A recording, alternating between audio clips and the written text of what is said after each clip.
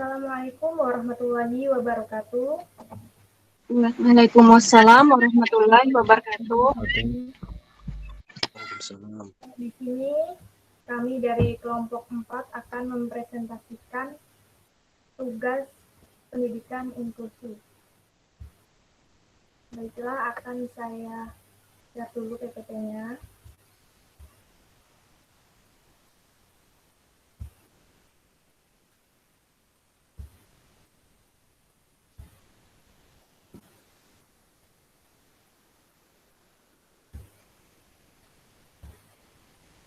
Apakah sudah terlihat? Sudah.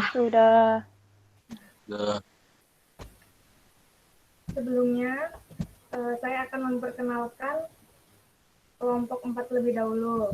Saya Dina Septian Dewi sebagai moderator. Ada Ardiansah, Maulida Irawati, Maulidi Marta Dwi Pantara, Muhammad Ridwan, Rifa Nur Atiyah, Risa Arianti, Salasiah, dan Sylvia Risma Elfariani. Di sini kami akan membahas mengenai inklusif sebagai pemberian perhatian khusus.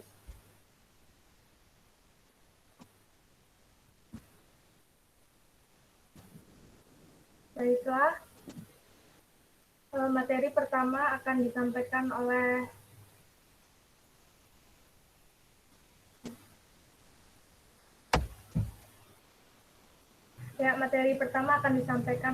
Rifa. Pada Rifa dipersilakan. Baik, yang pertama kita akan membahas elemen dalam inklusi. Menurut UNESCO, tahun 2005, halaman 15-16 dalam Guidelines for Inclusion, Ensuring Access to Education for All menyatakan ada 4 elemen penting dalam inklusi. Yang pertama, inklusi adalah proses. Artinya, inklusi sebagai proses yang berlangsung terus-menerus untuk mencari dan menemukan cara yang lebih baik dalam menanggapi keragaman. Ini tentang belajar bagaimana caranya untuk hidup dengan perbedaan dan bagaimana belajar dari perbedaan. Proses belajar yang dilakukan individu dengan berbagai karakteristik yang berbeda dengan keberagaman karakteristik individual difasilitasi dan diarahkan untuk mencapai tujuan pendidikan sesuai potensi yang dimiliki. Yang kedua, inklusi berkaitan dengan identifikasi dan menghilangkan hambatan. Karena itu, mengumpulkan dan mengevaluasi informasi dari berbagai sumber untuk merencanakan perbaikan dalam kebijakan dan praktik. Ini adalah tentang merencanakan perbaikan dalam kebijakan dan ini adalah tentang menggunakan berbagai macam bukti untuk merangsang kreativitas dan pemecahan masalah. Inklusi sebagai proses untuk melakukan asesmen, mengidentifikasi berbagai kelebihan dan kelemahan individu agar layanan pendidikan yang diberikan mampu mengatasi berbagai hambatan, kelemahan secara tepat dan menyeluruh. Yang ketiga, inklusi adalah tentang kehadiran dan partisipasi dan prestasi semua siswa. Kehadiran berhubungan dengan tempat dan waktu siswa dalam mengikuti kegiatan belajar. Partisipasi sebagai bentuk keterlibatan siswa sesuai kualitas dan pengalaman siswa, serta prestasi sebagai hasil belajar selama mengikuti kegiatan belajar baik tes dan non-tes.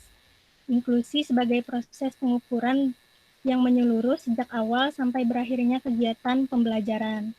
Kemudian yang keempat, inklusi melibatkan penekanan khusus pada kelompok peserta didik yang mungkin berada di resiko terpinggirkan, exclusion, dan kurang berprestasi. Perhatian dan bertanggung jawab terhadap kelompok yang memiliki tingkat beresiko tinggi perlu diberikan perhatian secara berhati-hati untuk memastikan kehadiran partisipasi mereka dalam sistem pendidikan. Selanjutnya saya kembalikan kepada moderator. Ya, selanjutnya materi mengenai special need yang akan disampaikan oleh Saudari Risa. Baik, selanjutnya saya akan menjelaskan mengenai special needs. Dalam pendidikan inklusif, dikenal istilah dan konsep children with special need atau anak dengan kebutuhan khusus. Atau bisa disebut juga dengan children with special educational needs atau anak dengan kebutuhan pendidikan yang khusus. Istilah ini tidak bermaksud menggantikan istilah anak cacat atau anak luar biasa, tetapi memiliki cara pandang yang lebih luas dan positif terhadap peserta didik atau anak yang memiliki kebutuhan yang sangat beragam. Yang dimaksud dengan kebutuhan khusus di sini adalah kebutuhan yang ada kaitannya dengan pendidikan. Di samping itu, kebutuhan khusus juga dapat dibedakan menjadi yang pertama ada kebutuhan khusus. Kebutuhan khusus yaitu kebutuhan khusus yang secara umum dapat terjadi pada siapapun. Misalnya karena sakit tidak bisa belajar dengan baik. Yang kedua ada kebutuhan khusus individu, yaitu kebutuhan yang sangat khas yang dimiliki oleh seorang anak. Misalnya, seseorang tidak bisa belajar kalau tidak sambil mendengarkan musik. Yang ketiga adalah kebutuhan khusus kecacatan, yaitu kebutuhan khusus yang ada akibat kecacatan, misalnya kebutuhan berbicara dengan bahasa isyarat dan artikulasi bagi anak tunarungu, kebutuhan pengajaran menolong diri sendiri pada anak tunagrahita. Anak berkebutuhan khusus yang berkaitan dengan kecacatan menjadi fokus perhatian pendidikan luar biasa. Berkaitan dengan konsep pendidikan inklusif, pendidikan luar biasa sangat berkepentingan karena penyandang cacat adalah salah satu subjek pendidikan inklusif. Meskipun demikian, pendidikan inklusif bukanlah semata-mata urusan pendidikan luar biasa, tetapi juga urusan pendidikan secara umum. Saya kembalikan kepada moderator. Ya, terima kasih.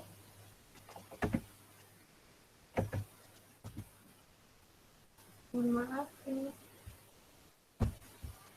Nah, selanjutnya yaitu mengenai alasan perlunya inklusi yang akan disampaikan oleh Saudari Salasia.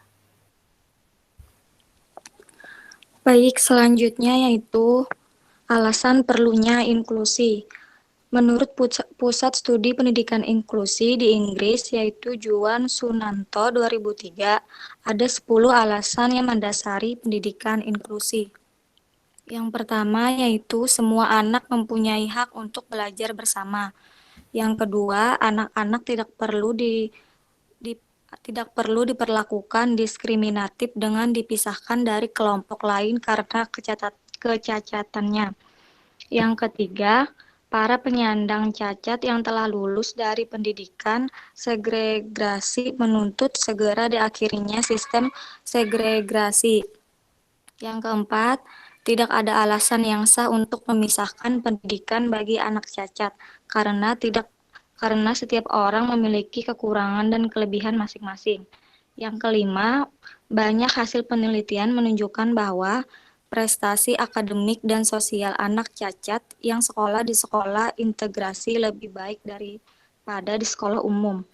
Yang keenam, tidak ada pengajar di sekolah segregasi yang tidak dapat dilaksanakan di sekolah umum. Yang ketujuh, dengan komitmen dan dukungan yang baik, pendidikan inklusif lebih efisien dalam menggunakan sumber belajar. Yang kedelapan, sistem segregasi dapat membuat anak menjadi banyak prasangka dan rasa cemas atau tidak nyaman. Yang kesembilan, semua anak memerlukan pendidikan yang membantu mereka berkembang untuk hidup dalam masyarakat yang normal. Dan yang terakhir, hanya sistem inklusilah yang berpotensi untuk mengurangi rasa kekhawatiran, membangun rasa persahabatan, dan saling menghargai dan memahami. Selanjutnya, saya serahkan ke moderator. Terima kasih.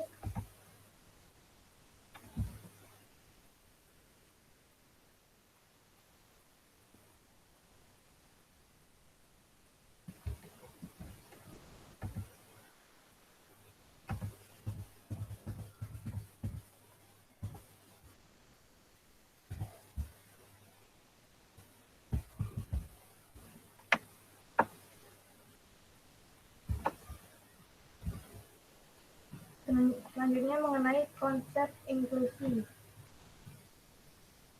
yang akan disampaikan oleh Saudara Ardiansah. Apakah suara saya terdengar? Terdengar. Ya, selanjutnya ada konsep inklusi. Pendidikan inklusi merupakan perkembangan baru dari suatu sistem pendidikan pada sekolah inklusif.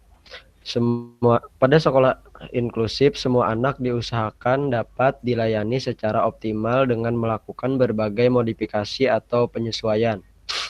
Pendidikan inklusif merupakan sistem penyelenggaraan pendidikan untuk anak-anak yang memiliki keterbatasan tertentu dan anak-anak lainnya tanpa menghiraukan keterbatasan masing-masing. Direktorat Pembinaan SLB 2007 dalam Garnida 2015 halaman 48. Selanjutnya, dalam konsep pendidikan luar biasa, pendidikan inklusif diartikan sebagai penggabungan penyelenggaraan pendidikan luar biasa dan reguler dalam satu sistem pendidikan yang dipersatukan. Maksudnya mempersatukan layanan pendidikan luar biasa dengan pendidikan reguler dalam satu sistem pendidikan di sekolah biasa. Alfian 2013 halaman 70. Lalu, pendidikan inklusif tidak melihat dari sudut pandang ketidakmampuannya, kecacatannya, serta tidak pula dari segi penyebab kecacatannya, tetapi lebih pada kebutuhan-kebutuhan khusus mereka. Purwanta 2002 halaman 3. Jadi kebutuhan mereka jelas berbeda dari satu dengan yang lainnya. Inti dari pendidikan inklusif itu sendiri yaitu sistem pemberian layanan pendidikan dalam keberagaman serta menghargai perbedaan semua anak. Terima kasih. Saya kembalikan kepada moderator. Terima kasih. Selanjutnya pelaksanaan sekolah inklusi di Indonesia yang akan disampaikan oleh Saudari Maulida. Baik, sebelumnya apakah suara saya terdengar dengan jelas? Terdengar. Materi selanjutnya, pelaksanaan sekolah inklusi di Indonesia. Upaya memperkenalkan dan mengimplementasikan pendidikan inklusi di Indonesia telah dimulai sejak tahun 1980-an. Kesuksesan pelaksanaan pendidikan inklusi dipengaruhi oleh banyak faktor, diantaranya faktor budaya, politik, dan sumber daya manusia. Keterlaksanaan pendidikan inklusi dapat dievaluasi dengan suatu indeks yang disebut Index for Inclusion. Indeks inklusi ini dibangun dari 3 dimensi, yaitu yang pertama, dimensi budaya atau Creating Inclusive Cultures. Dimensi budaya terdiri atas dua seksi, yaitu seksi membangun komunitas atau building community, dan seksi membangun nilai-nilai inklusi atau establishing inclusive values. Yang kedua, dimensi kebijakan atau producing inclusive policies. Dimensi kebijakan terdiri atas seksi pengembangan tempat untuk semua atau developing setting for all, dan seksi melaksanakan dukungan untuk keberagaman atau organizing support for diversity. Yang ketiga, dimensi praktik atau evolving inclusive praktik. Dimensi praktik terdiri atas seksi belajar dan bermain bersama atau orchestrating play and learning, dan seksi mobilisasi sumber-sumber atau mobilizing research. Pada Undang-Undang Republik Indonesia Nomor 20 Tahun 2003, Pasal 11 Ayat 1 dan 2 tentang hak dan kewajiban pemerintah dan pemerintah daerah yang berbunyi, pemerintah dan pemerintah daerah wajib memberikan layanan dan kemudahan serta menjamin terselenggaranya pendidikan yang bermutu bagi setiap warga negara tanpa diskriminasi. Ayat 2 berbunyi, pemerintah pusat dan pemerintah daerah wajib menjamin tersedianya dana guna guna terselenggaranya pendidikan bagi setiap warga negara yang berusia 7-15 tahun. Undang-undang tersebut menunjukkan bahwa semua anak usia sekolah harus memperoleh pendidikan yang layak dan bermutu, serta pendidikan untuk semua atau education for all.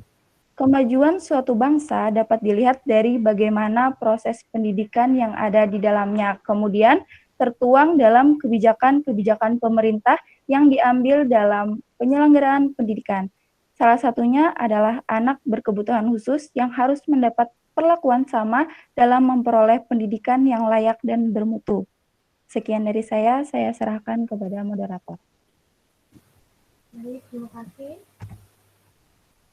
Selanjutnya mengenai model sekolah inklusi yang akan disampaikan oleh Saudara Marta. Ya, sebelumnya seperti Maulida tadi, apakah suara saya terdengar? Ya, terdengar. Nah, baiklah. Di sini kita ingin membahas tentang model sekolah inklusi yang dapat dilakukan di negara Indonesia, yaitu yang pertama, kelas reguler atau bisa saja disebut inklusi penuh, yang mana anak berkebutuhan khusus belajar bersama anak normal sepanjang hari di kelas reguler dengan menggunakan kurikulum yang sama.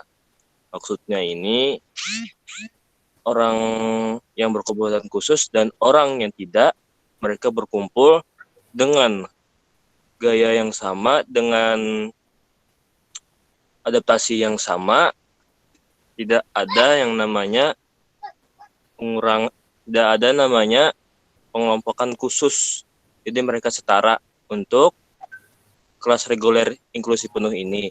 Yang kedua, kelas reguler dengan klaster. Anak berkebutuhan khusus belajar bersama anak normal di kelas reguler dalam kelompok khusus. Nah, ini sangat berbeda dengan yang tadi. Yang ini memang mereka dalam satu wadah, dengan satu wadah bersama anak yang normal. Namun, mereka dikelompokkan lagi. Jadi ada kelompok khusus gitu. Selanjutnya, nomor 3, kelas reguler dengan pull out. Anak yang berkebutuhan khusus belajar bersama anak normal di kelas reguler, namun dalam waktu-waktu tertentu ditarik dari kelas reguler ke ruang lain untuk belajar dengan guru pembimbing khusus. Nah, jadi yang ini mereka belajarnya tetap bersama, namun ada kayak waktu tambahan atau kebijakan sekolah membuat sebuah kelas lagi yang mana isinya adalah anak berkebutuhan khusus yang dibimbing oleh para guru-guru yang memang ahli dalam masalah itu. Nah, yang keempat, kelas reguler dengan klaster dan pull out.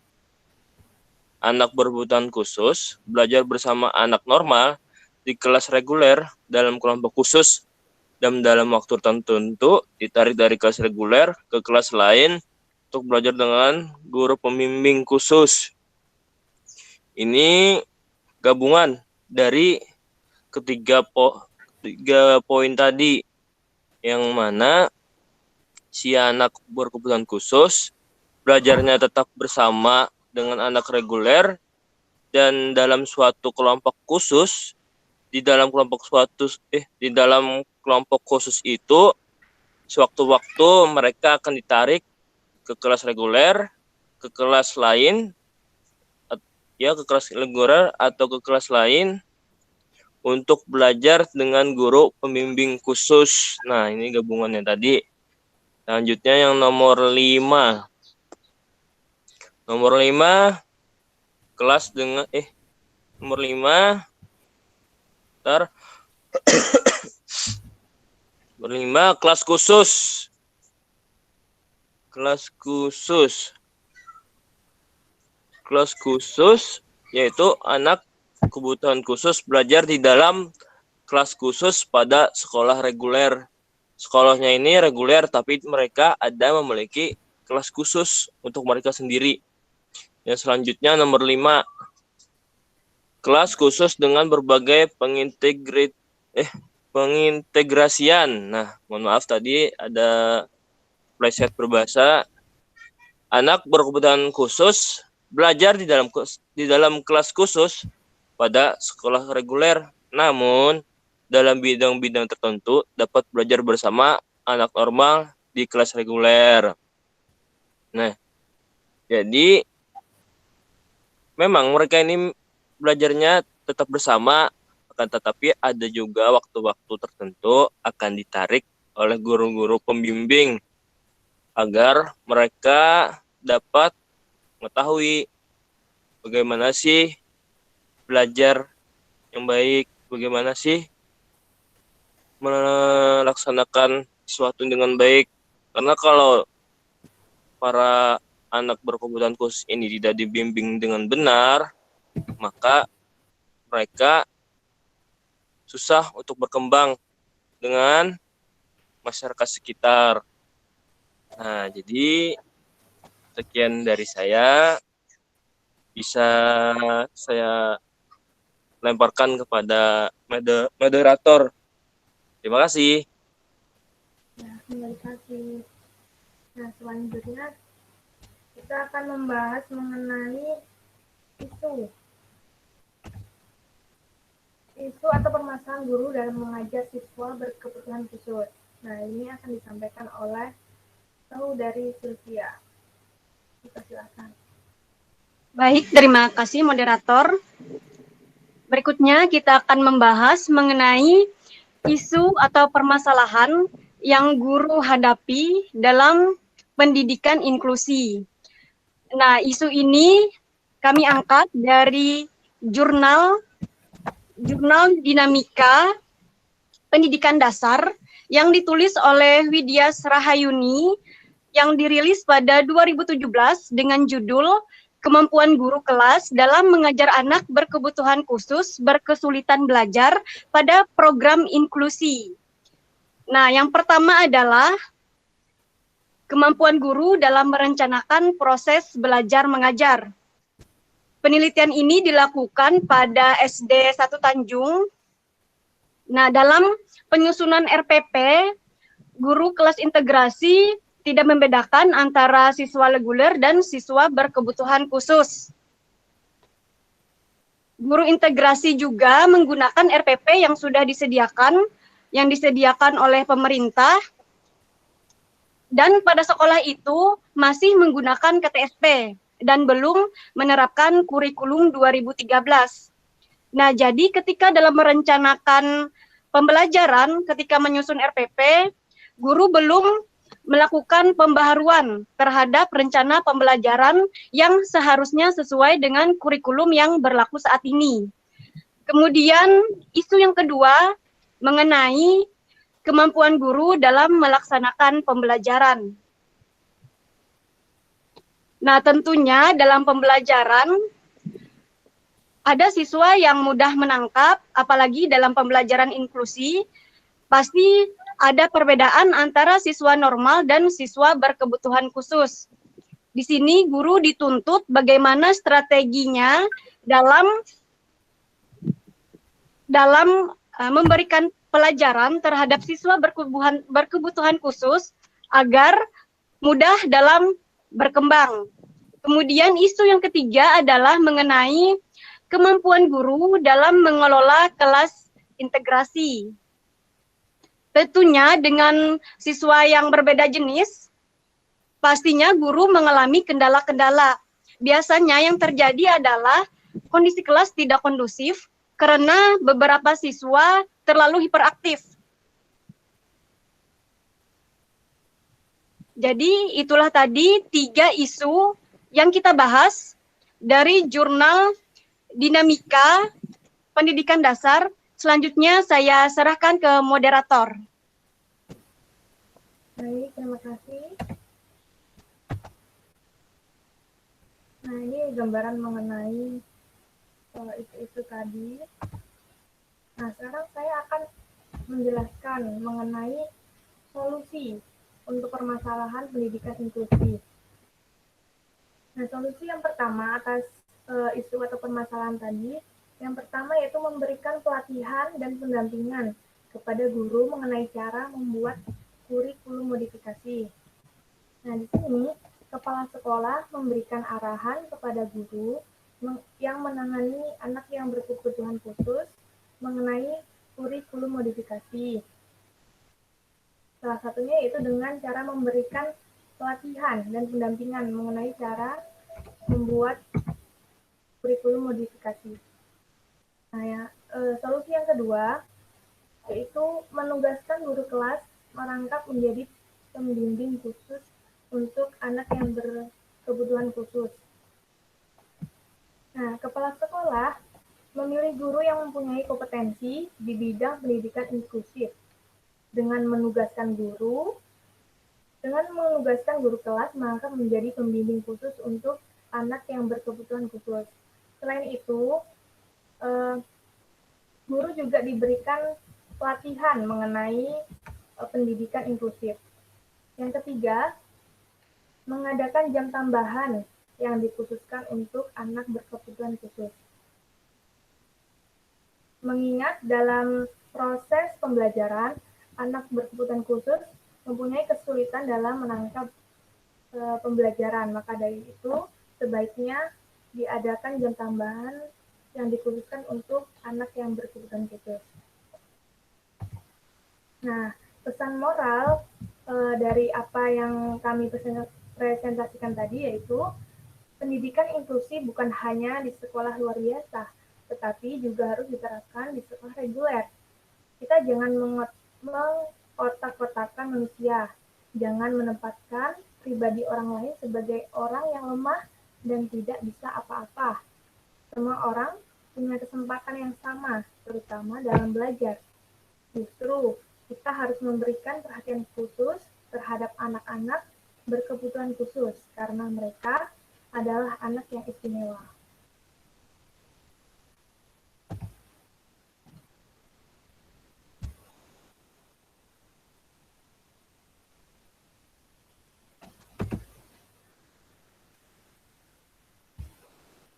Nah, itulah tadi presentasi dari kami, kelompok 4. Bila terdapat banyak kesalahan dalam penyampaian materi kami memohon maaf yang sebesar-besarnya. Kami tutup presentasi ini dengan ucapan wassalamualaikum warahmatullahi wabarakatuh. Waalaikumsalam warahmatullahi wabarakatuh. Terima kasih.